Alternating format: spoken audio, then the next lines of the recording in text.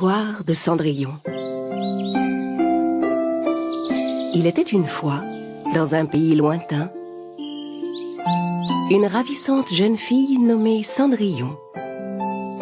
La mère de Cendrillon, qui était très bonne, était morte depuis longtemps, et son père s'était remarié avec une autre femme. Cette femme avait 2 filles, aussi arrogantes, jalouses et querelleuses qu'elle. Elles passaient leur temps à se disputer, pour des choses aussi stupides qu'une simple brosse à cheveux. Mais arrête! Mais arrête, je te dis! Non, elle est à moi! Non! Rends-la-moi! Un jour, le père de Cendrillon dut partir pour un long voyage. La belle-mère en profita pour confier tous les travaux les plus pénibles de la maison à la pauvre Cendrillon. La jeune fille occupait tout son temps à laver, transporter du bois et préparer le repas pour sa belle-mère et ses 2 filles. Elle avait beau travailler dur, la cruelle marâtre et ses vilaines filles la traitaient de plus en plus durement. Mère, Cendrillon est tellement sale. Ne la laisse pas manger avec nous. Ni dormir dans notre chambre. On fait des cauchemars. Cendrillon, tu entends ce que disent mes filles? Tu iras te trouver un endroit pour dormir au grenier. La pauvre Cendrillon dut s'installer au grenier dans une vieille chambre sombre et poussiéreuse. De sa petite fenêtre, elle regardait le jardin et de temps en temps, elle recevait la visite d'un joli pigeon blanc. « Bonjour, joli pigeon !» Au bout de quelques jours, tandis qu'elle nettoyait sa chambre au grenier, Cendrillon rencontra 2 petites souris. « Tiens, qui êtes-vous tous les 2 ?»« Moi je suis Cheddar. Et moi c'est Mozzarella. » Et moi, je suis Cendrillon. Dites-moi, vous devez aimer le fromage? Je pourrais vous préparer un délicieux repas. » Oh oui! Oh mère de femme! Ça fait des heures qu'on n'a pas pu aller chercher à manger dans la cuisine. Il y a un gros monstre poilu qui nous empêche de passer. C'est encore ce gros vilain chat. Ne vous en faites pas, demain matin, je vous préparerai un bon petit déjeuner. Le lendemain matin, Cendrillon descendit dans la cuisine sans faire de bruit. Pendant ce temps, le vilain matou attendait devant le petit trou de souris du mur de la cuisine pour attraper Cheddar et Mozzarella. Cendrillon prit discrètement des morceaux de fromage et les emporta avec elle pour remonter au grenier. Mais elle se trouva nez à nez avec les filles de sa belle-mère. Qu'est-ce que tu tiens là? Et où est-ce que tu comptes aller avec ça, hein?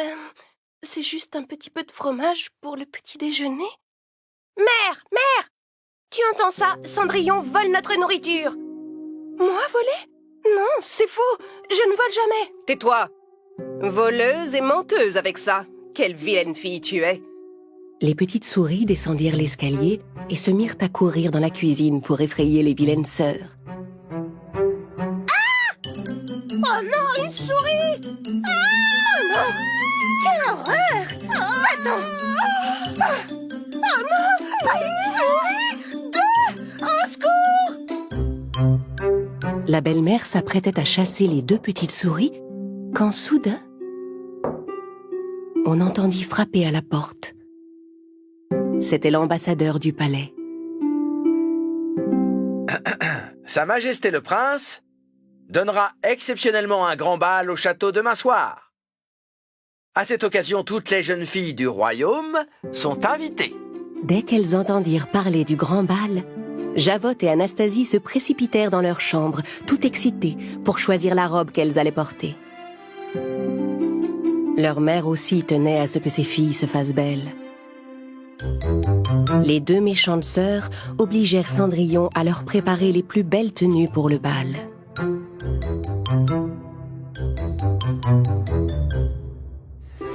Le lendemain, quand le jour se leva, Cendrillon était épuisée. Ses petites amies les souris vinrent la réveiller. Cendrillon, réveille-toi! Il faut que tu te prépares pour aller au bal ce soir. Je n'ai rien à me mettre. Je n'ai rien d'autre que cette robe et elle est toute sale. Ferme les yeux, Cendrillon, et suis-nous. On a une surprise pour toi. Les petites souris conduisirent Cendrillon de l'autre côté de la chambre. De son bec, le pigeon blanc souleva le tissu qui pendait à côté de la fenêtre. Oh, une robe toute neuve. Je n'arrive pas à le croire. Elle est merveilleuse. Cendrillon enfila la robe, coiffa ses cheveux et descendit rejoindre ses sœurs.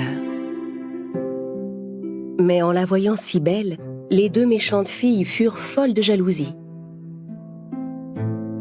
La marâtre ne voulait pas que Cendrillon aille au bal, parce qu'elle savait bien qu'elle était plus jolie que ces vilaines filles.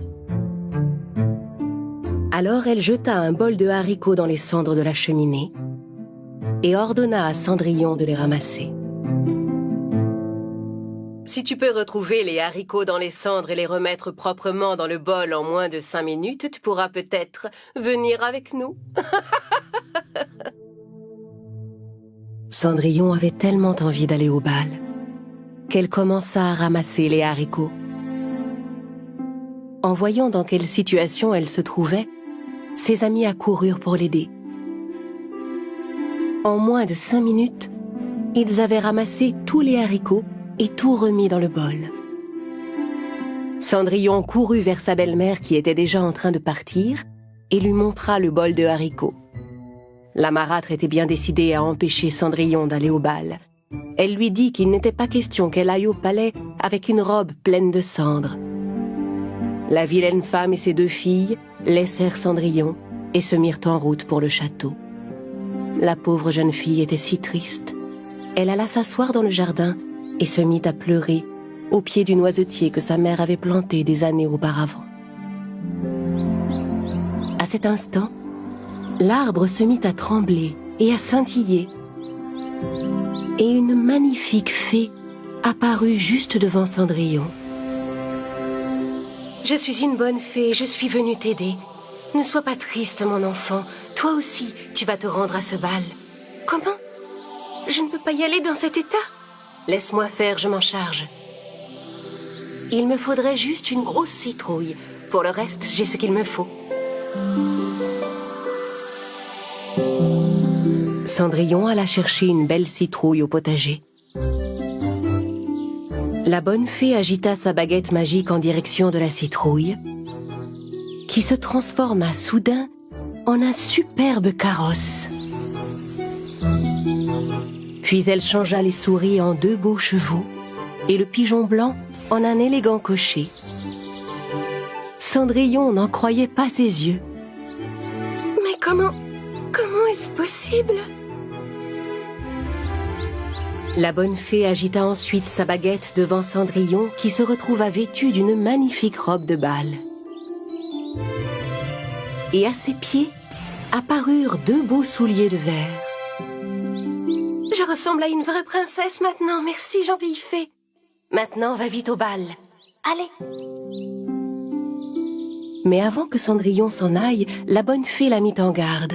« N'oublie surtout pas, tu devras être rentré avant minuit, sinon la magie s'envolera et tout redeviendra comme avant. Et maintenant, va mon enfant. » Cendrillon écouta attentivement la fée, puis se mit en route pour le château. Le carrosse la déposa devant les marches du palais. Cendrillon, resplendissante, entra dans le château. En voyant passer Cendrillon, tous les invités se demandèrent qui pouvait bien être cette ravissante jeune fille. Ni la méchante marâtre, ni ces 2 vilaines filles ne se doutèrent un instant que la belle inconnue était Cendrillon. Le prince s'avança vers la jeune fille et tomba aussitôt amoureux d'elle.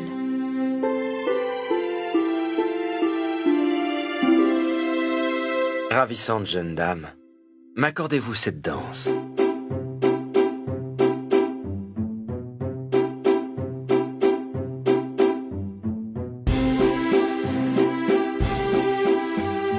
Cendrillon était tellement émerveillée de danser avec le beau prince qu'elle ne voyait pas le temps passer. Mais au moment où l'horloge allait sonner minuit, elle se rappela les mises en garde de la bonne fée. N'oublie pas, tu devras être rentré avant minuit, sinon... Cendrillon laissa brusquement le prince et se précipita hors du château. Mais où allez-vous? Je ne connais même pas votre nom. Cendrillon dévala les escaliers du palais si vite qu'elle en perdit un de ses souliers. Mais elle n'avait pas le temps de revenir en arrière pour le ramasser. Elle courut vers son carrosse et s'enfuit du château aussi vite qu'elle le put. Retrouvez la belle jeune fille qui a perdu ce soulier. S'il le faut, faites essayer la chaussure à toutes les jeunes filles du royaume. Au 12e coup de minuit, tout ce que la fée avait changé redevint comme avant. Cendrillon remonta dans sa chambre au grenier. Elle repensa à la merveilleuse soirée qu'elle venait de passer avec le prince et se rendit compte qu'elle en était tombée amoureuse. Mais il lui semblait impossible que le prince puisse un jour la reconnaître avec ses vieux haillons. Au bout de quelque temps, le prince fit construire un grand bâtiment à côté du palais pour y exposer la pantoufle de verre. Toutes les jeunes filles du pays venaient y essayer la chaussure à tour de rôle.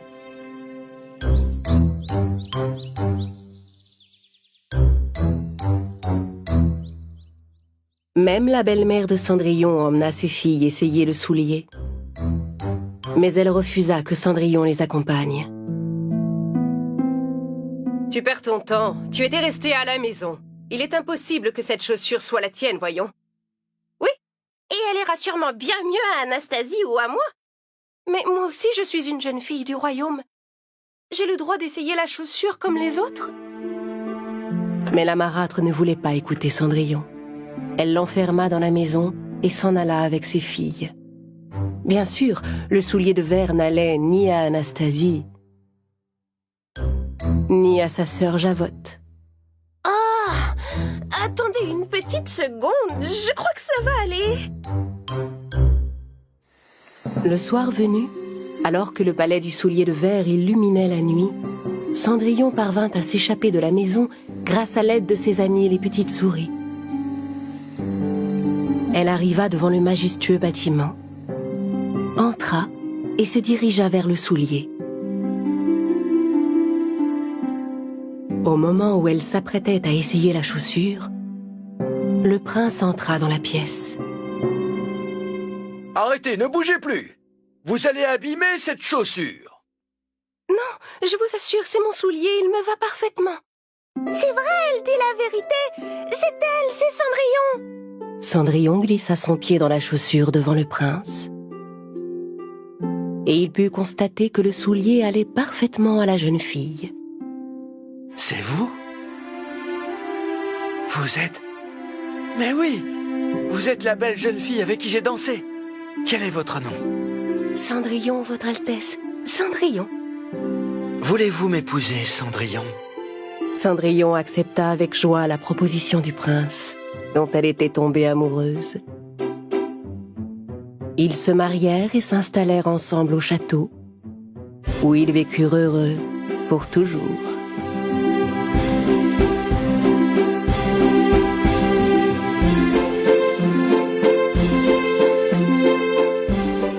Cendrillon, la méchante fée. Il était une fois, dans un pays lointain, une belle princesse qui s'appelait Cendrillon. Cendrillon s'était mariée depuis peu à son beau prince charmant. Ils vivaient ensemble dans leur grand château, où ils coulaient des jours heureux. Mais dans l'ancienne demeure de Cendrillon, sa belle-mère et les deux filles de la méchante femme étaient folles de jalousie. Moi, si je vivais dans un château, j'irais danser tous les soirs, dans les plus grands bals. Moi, je mangerais les plats les plus délicieux chaque soir pour mon dîner. Même le chat de la maison rêvait de mener la vie de château. La marâtre de Cendrillon était tellement en colère qu'elle jeta toutes ses affaires par la fenêtre du grenier.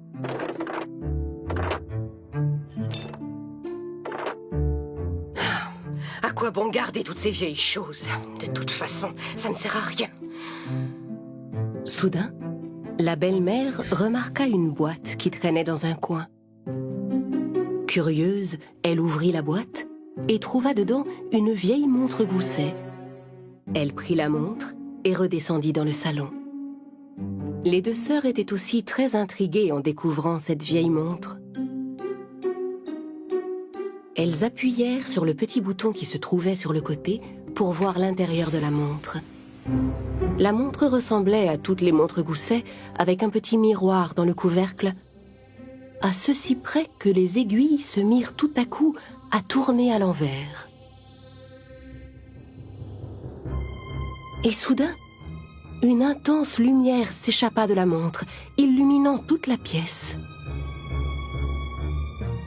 La mère et ses filles n'en croyaient pas leurs yeux, quand brusquement, une méchante fée apparut devant elles. Enfin délivrée! Me voilà de retour dans le monde réel.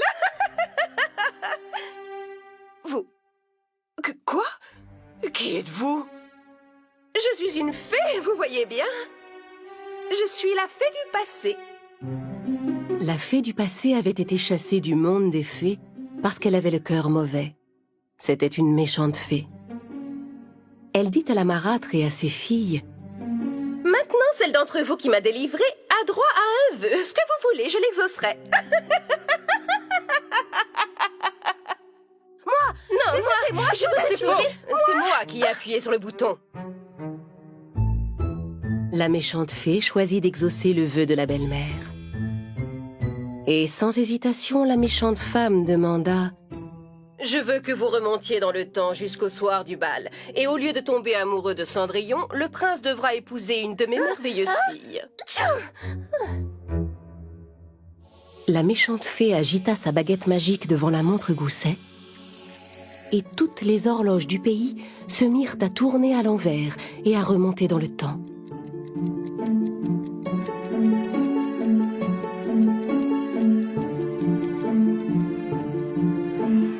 À un moment, Cendrillon se retrouva soudain propulsée dans le temps au jour de son mariage avec le prince. Puis le temps continua de remonter et elle se trouva devant le bâtiment qui avait été construit pour exposer son soulier de verre. Elle essayait à nouveau d'entrer pour l'essayer. Puis, en remontant encore, sa belle-mère l'enfermait dans la maison pour aller faire essayer la chaussure à ses filles. Puis le prince trouvait la pantoufle de Cendrillon dans l'escalier. Puis l'horloge sonnait minuit. Puis Cendrillon dansait à nouveau avec le prince. Ensuite, elle se rendait au palais dans son carrosse citrouille. Et le temps continuait de remonter.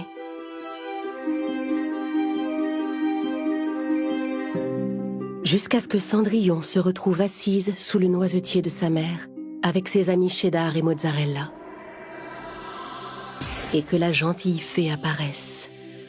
« Ma belle Cendrillon, je suis venue pour t'aider. »« Bonne fée, mais qu'est-ce qui se passe tout à coup? Le prince ne sait même plus qui je suis. » C'est sûrement encore un sale tour de ma sœur. C'est une très méchante fée. La bonne fée raconta qu'il existait une mystérieuse boîte dans le monde des fées. Il était strictement interdit d'ouvrir cette boîte. Mais sa sœur l'avait ouverte quand même.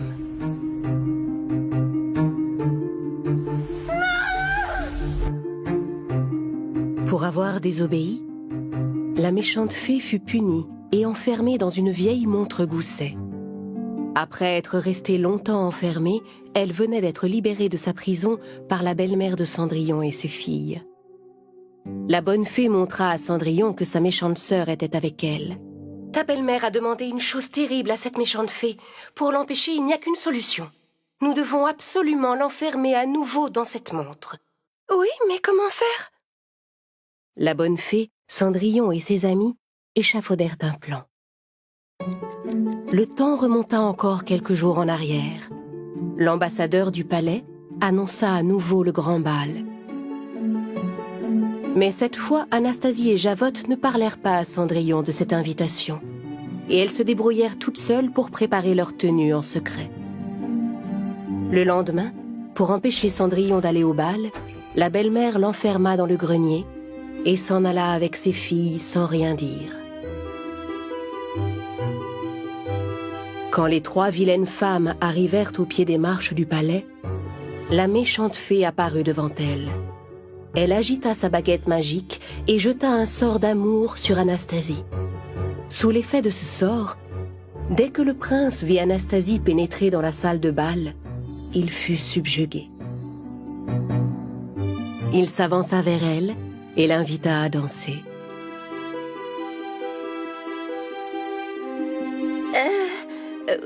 Oui?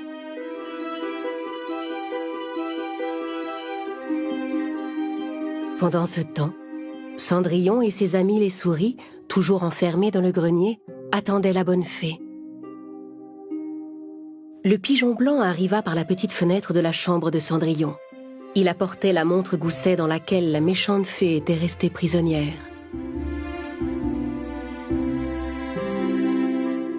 Un instant plus tard, la bonne fée apparut enfin. Nous devons tout de suite retourner au noisetier. La bonne fée agita à nouveau sa baguette et tout à coup, Cendrillon et ses amis se retrouvèrent devant le grand noisetier du jardin. Mais cachés derrière l'arbre, la méchante fée les attendait. Ton plan a échoué, ma chère sœur. Cendrillon ne retrouvera jamais son prince. Et cette fois, ça va être à ton tour de te retrouver piégée dans la montre. La méchante fée essaya de jeter un sort à sa gentille sœur, mais la bonne fée se défendait de toutes ses forces avec sa baguette magique.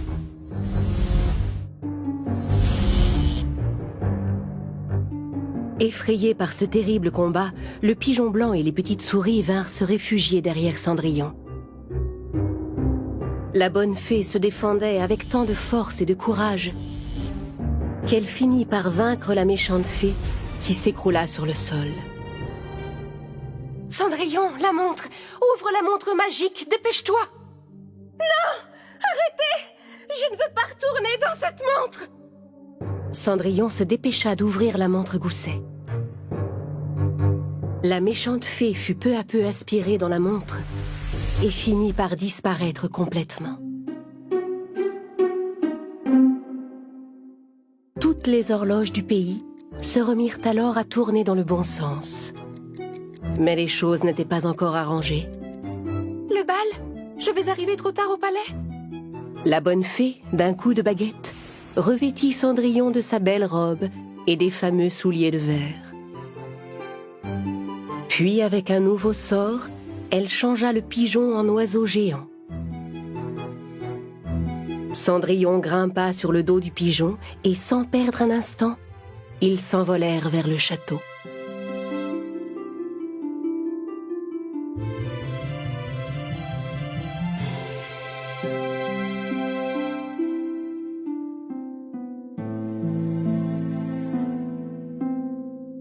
Mais en entrant dans la salle de bal, elle vit le prince qui dansait avec Anastasie.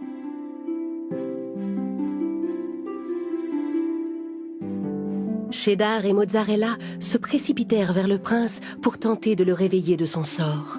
Hé! La plus belle jeune fille de la soirée est juste là! La plus belle jeune fille?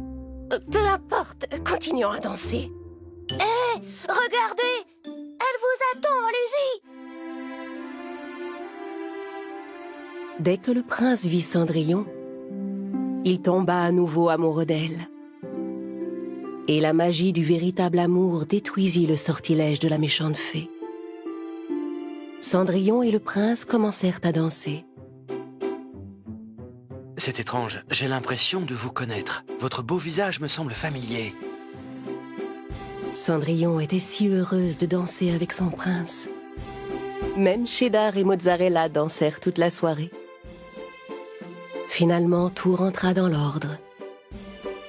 Cendrillon et le prince se marièrent à nouveau dans les jours qui suivirent. Et ils reprirent ensemble leur vie heureuse au château.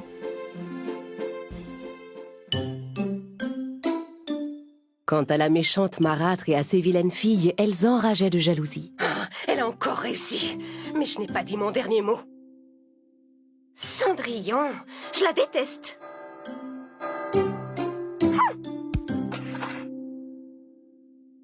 Cendrillon, les pantoufles magiques. Il était une fois, dans un pays lointain, une jeune fille au grand cœur, qu'on appelait Cendrillon. La princesse Cendrillon vivait avec son prince dans un magnifique château. Dans un village du royaume, vivait une vieille femme qui travaillait depuis de longues années dans une boulangerie. Le pain de cette femme était délicieux. Mais ce que les gens ignoraient, c'est que cette vieille dame était en fait une dangereuse sorcière. Régulièrement, la sorcière Xena descendait dans la cave de sa boutique, à l'abri des regards, pour préparer toutes sortes de potions pour les gens qui le lui demandaient.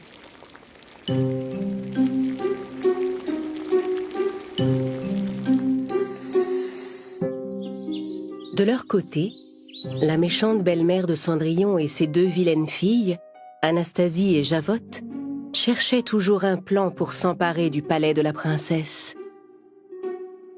Je suis sûre qu'elle a eu recours à la magie. Anastasie avait entendu parler de la sorcière Xena, qui préparait en secret des potions dans la cave de sa boutique.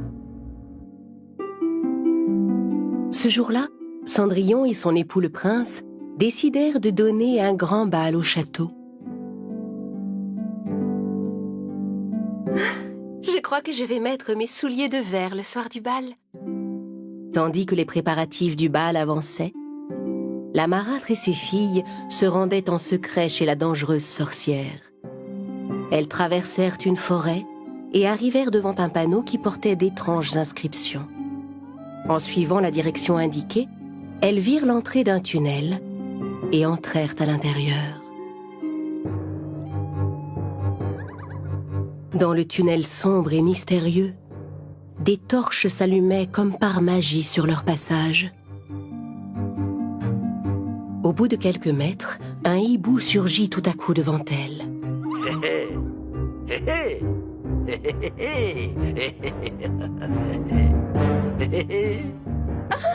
C'est quoi ça? Un hibou? Nom d'un hibou, qui êtes-vous?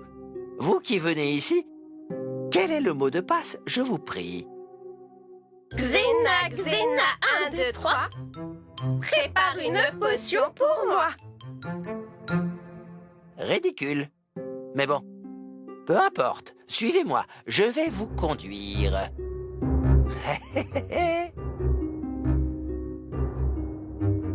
Veuillez ouvrir la porte pour moi, s'il vous plaît.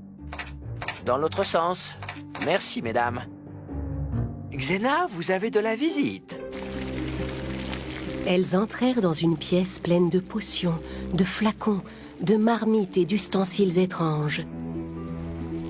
Il y avait toutes sortes d'herbes et de plantes et des chauves-souris qui volaient tout autour. Mère, cet endroit est vraiment effrayant. Vous ne trouvez pas?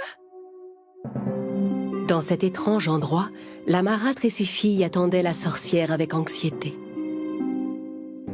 Enfin Xena arriva, coiffée d'un grand chapeau noir pointu, qu'elle souleva pour montrer son visage.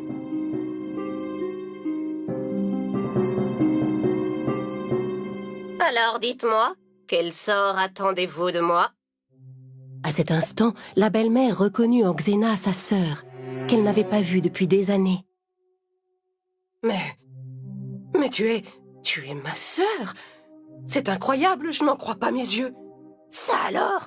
C'est bien toi, ma sœur? J'ai cru que tu avais disparu. Tu fais de la magie maintenant? Oui, J'ai même acquis de très grands pouvoirs. Je suis une sorcière puissante. Mais toi, dis-moi, qu'est-ce qui t'amène ici? De quoi as-tu besoin?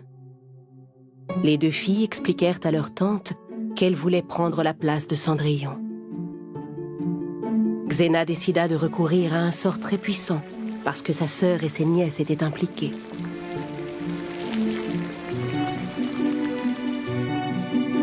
Elle demanda à chacune des filles de lui donner un cheveu qu'elle plaça dans un bol.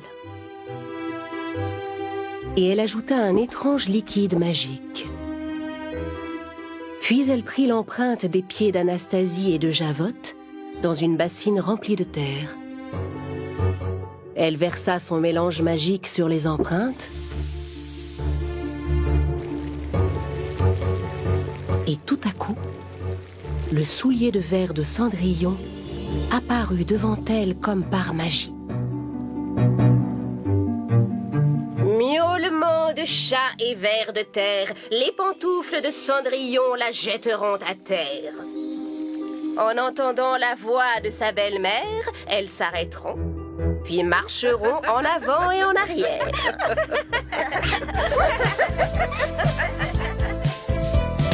Hibou faisant une potion, nous allons faire tomber Cendrillon. Je vais en faire une poupée qu'on n'aura qu'à manipuler. La magie est tout pour moi, elle me donne tous les pouvoirs. La magie est tout pour moi, grâce à elle je peux tout avoir. La magie est tout pour moi, elle me donne tous les pouvoirs. La magie est tout pour moi, la magie est tout pour moi. Enfin, le soir du grand bal arriva. Cendrillon mit sa robe préférée, ses précieuses pantoufles de verre, et alla dans la salle de bal. Dans un coin de la salle, la marâtre et ses filles épiaient Cendrillon en secret. Très bien, pantoufle magique. Faites que Cendrillon trébuche. Tout à coup, Cendrillon trébucha et tomba par terre. Bien sûr, elle n'avait aucune idée de ce qui s'était passé. Elle se releva rapidement, mais ses pieds n'arrêtaient pas d'avancer. Elle se mit à parcourir la salle en bousculant tous les invités.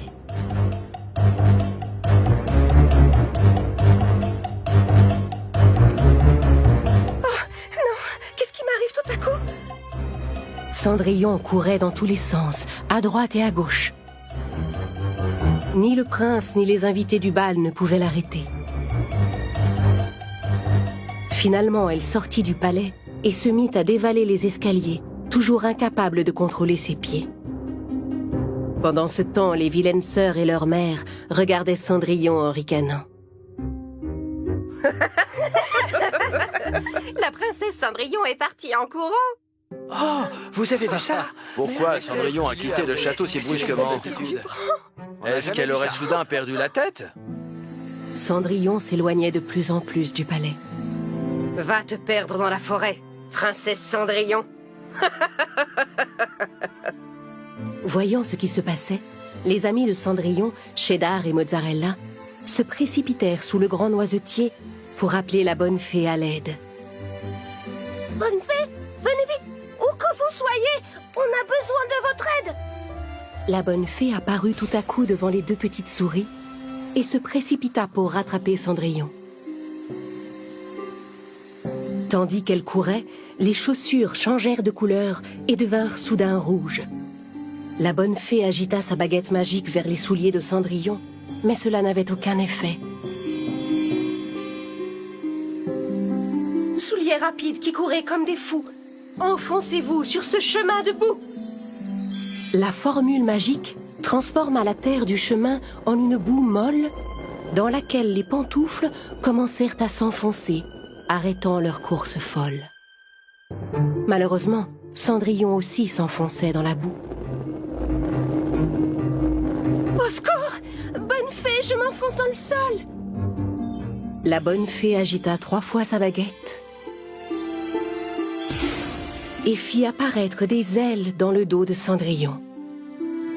En battant des ailes, Cendrillon réussit à s'élever dans les airs et à échapper à son piège de boue. Merci, bonne fée, vous m'avez sauvée une fois de plus. Mais je peux dire adieu à mes pantoufles. Tes pantoufles de verre ont été ensorcelées, Cendrillon. Viens vite, nous devons retourner au château. La bonne fée donna à Cendrillon une nouvelle paire de chaussures et elles rentrèrent ensemble au palais. Cendrillon était tellement heureuse de retrouver son prince et ses fidèles amis.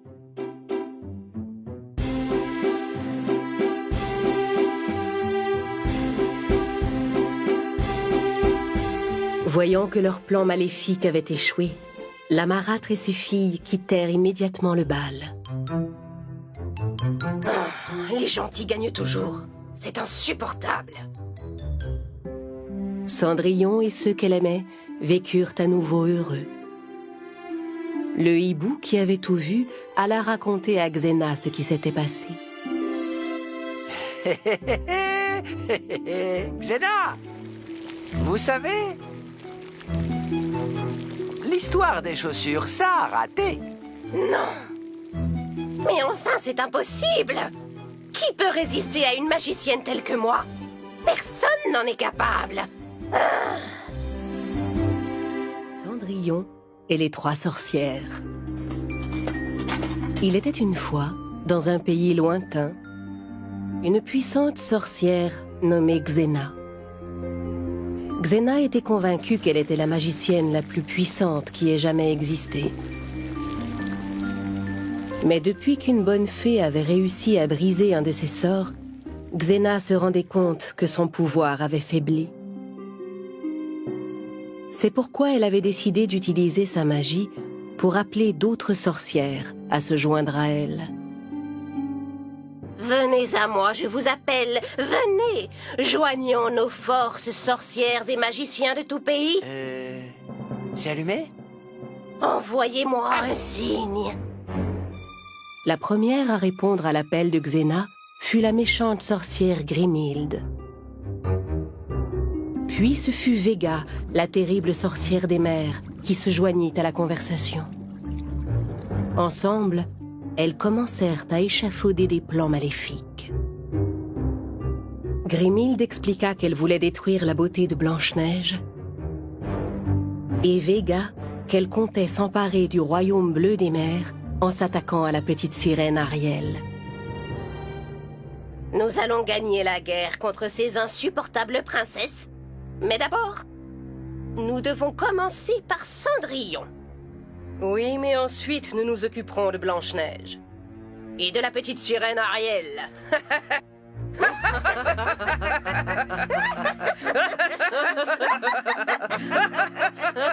Tandis que les méchantes sorcières se réjouissaient d'avance de leur plan maléfique, Cendrillon démarrait comme chaque jour une belle journée auprès de ses amis. Tu vis un rêve éclatant avec ton prince charmant. Ne cesse jamais de croire en tes rêves. L'amour sincère jamais ne s'achève. Rêve, crois en ton bonheur. L'amour brille dans ton cœur. Rêve, crois en ton bonheur. L'amour brille dans ton cœur.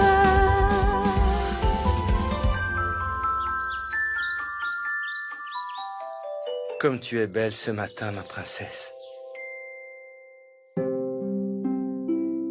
Mais avant qu'elle puisse répondre, la terre se mit soudain à trembler sous leurs pieds. Tout autour d'eux, les arbres menaçaient de tomber, se balançant d'un côté et de l'autre. L'ami de Cendrillon, le pigeon blanc, vola vers eux d'un air affolé.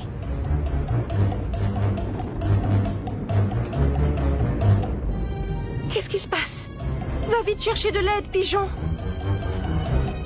Devant la gravité de la situation dans laquelle se trouvait Cendrillon, le pigeon vola jusqu'à l'océan pour y déposer un message pour le royaume bleu des mers. Mais que se passe-t-il? Oh non! Non! Le château, là, regarde! Notre château s'écroule! Le château s'effondrait sous leurs yeux. Il était sur le point de disparaître totalement. Car toutes ensemble, les 3 méchantes sorcières, Xena, Grimhilde et Vega, jetaient des sortilèges à travers leurs boules de cristal. Certaines à présent que rien ne pouvait plus les arrêter. Quand ton château se sera écroulé pour de bon, il ne restera plus rien de toi, ma très chère Cendrillon. Terminé. Alors que Cendrillon et le prince s'enfuyaient loin du château, il se mit à pleuvoir. Ils s'arrêtèrent un instant sous un grand noisetier pour s'abriter. Regardez, c'est un noisetier. On pourrait peut-être appeler la bonne fée. Cendrillon posa sa main sur le tronc de l'arbre, ferma les yeux et appela la bonne fée. « Bonne fée, gentille fée, une fois de plus, viens nous aider !» En entendant la voix de Cendrillon, la bonne fée apparut sous le grand arbre. Elle agita sa baguette pour comprendre ce qu'il se passait. Oh, dans l'arbre, des sorcières! Cendrillon, tout ça est l'œuvre de 3 puissantes sorcières. Elles sont très fortes, il faut absolument briser ce sort. D'un coup de baguette magique, Oh! la bonne fée transporta tout le monde vers le château. En arrivant, ils furent sidérés de ce qu'ils découvrirent. Le palais avait disparu et à sa place se dressait un nouveau château à l'aspect lugubre. Cheddar et Mozzarella aussi étaient sous le choc. Soudain, la sorcière Xena apparut devant le sinistre manoir, suivie de près par Grimhilde et par la vilaine Vega. Inutile de venir jusqu'ici, mes chers. Vous n'avez plus de maison désormais. Et maintenant, vous allez disparaître à votre tour.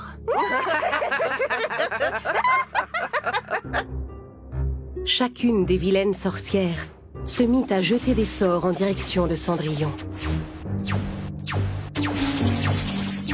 La bonne fée, affolée, tenta de toutes ses forces de protéger Cendrillon des rayons maléfiques. Mais les sorcières étaient trop nombreuses et la fée n'était pas assez puissante pour les contrer. À bout de force, elle n'arrivait même plus à tenir sa baguette magique et la laissa tomber. Cendrillon ramassa aussitôt la baguette et la dirigea vers les sorcières. Heureusement, la lumière de la baguette parvint enfin à contrer les rayons. Oh non! Non! C'est trop puissant!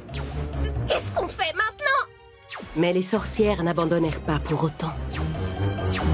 Cette fois, Vega utilisa son pouvoir pour faire jaillir des jets d'eau du plus profond de la terre. Le sol se fissura et des trombes d'eau sortirent de terre.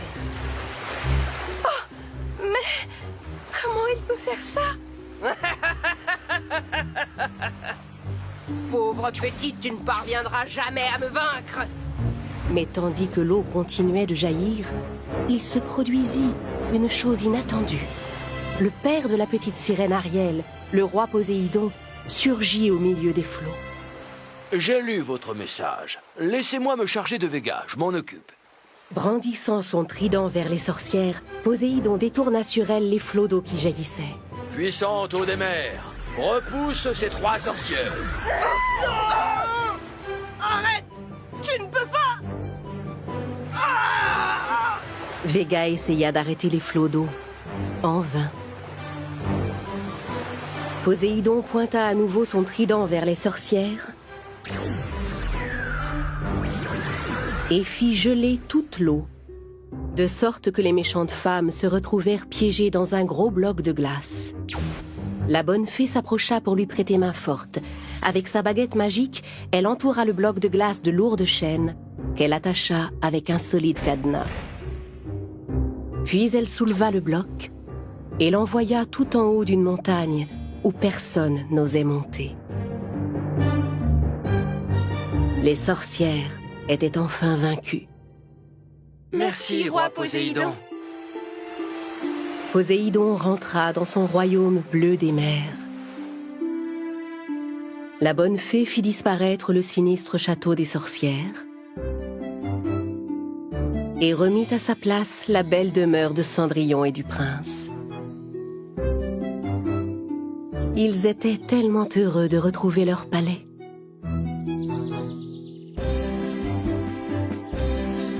Merci, bonne fée. Quels que soient les maléfices que déploieront ces sorcières, elles ne parviendront jamais à vaincre votre bonté. Compte sur moi, je serai toujours là pour te protéger, ma chère Cendrillon. Les sorcières furent punies pour ce qu'elles avaient fait.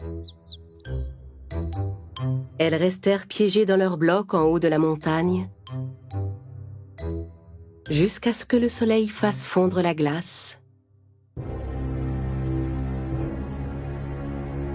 et qu'elles puissent rentrer chez elles.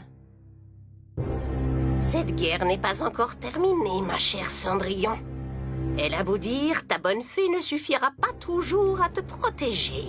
Dès que la sorcière Camilla nous rejoindra, c'en sera fini de toi.